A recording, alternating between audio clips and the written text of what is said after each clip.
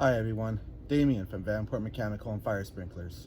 Today we're going to discuss how to change a filter from the furnace. Now this is where the location of the filter usually is on the furnace.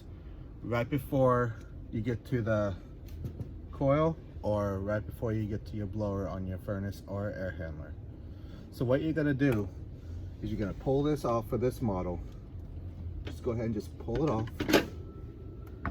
And you will see a filter in here. Now, as you can see, the date on this is 7/18/2017. This is why it is important that we date the filters so that we can check to see when it was last changed.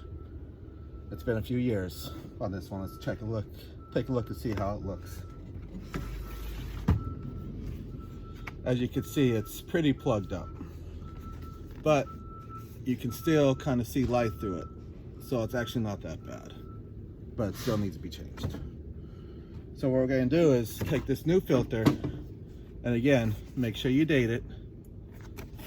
Make sure that the arrows are facing towards the air handler or the furnace. Go ahead and just slide it back on in and put the cover back on. And there you have it. We just changed the filter in the air handler or furnace. Hope this helped you out. Have a good day. Thank you.